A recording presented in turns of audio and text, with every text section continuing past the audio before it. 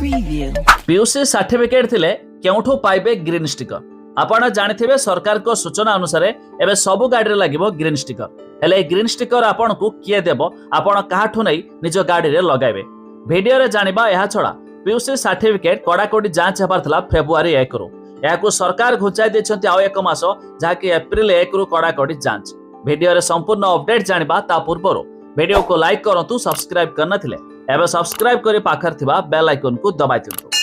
देखंतु गाड़ी चालकन पई आश्वस्ति पीयूसी अवधि सीमा बढ़ाइले राज्य सरकार अवधि मार्च जाए वृद्धि कले सरकार तबे 2026 मार्च 31 जाए बढ़िला अवधि या परे अर्थात 1 एप्रिल रु पीयूसी सर्टिफिकेट नथिले एक्शन नेबे सरकार गुरुत्वपूर्ण बैठक पर सूचना देले परिवहन मंत्री तबे लोकंक समस्या एवं असुविधा को दृष्टि रखी पीयूसी जांच अवधि बढ़ाइले सरकार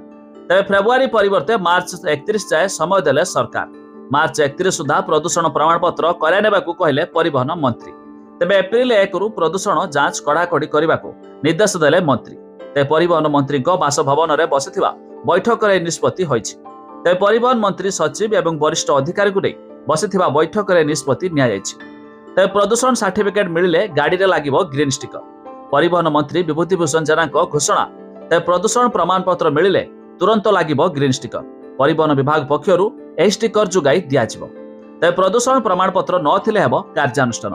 फाइन देवा पई ट्रैफिक थाना रे लोकंक प्रबल भिड़ पॉल्यूशन सर्टिफिकेट पई लोके हैरान हेउछंती जार गाड़ी रे ऊपर पूर्वरु जरिमाना रहिछि से जरिमाना क्लियर न करबा जाय पॉल्यूशन सर्टिफिकेट मिलु नाही जेउथि पई एबे फाइन देबा को ट्रैफिक थाना रे लोकंक लंबा लाइन लागिछि तबे जाकी आपण एबे मार्च 31 तारिख पर्यंत रहिछि समय आपण मध्य पीयूसी सर्टिफिकेट काढी पारिबे आ एप्रिल 1 रु हेबो कड़ाकड़ी जांच आ सर्टिफिकेट काढिबा परे परिवहन विभाग देबा आपण को ग्रीन स्टिकर जाहाकु मध्य निज गाड़ी रे लगाइबा कंपलसरी।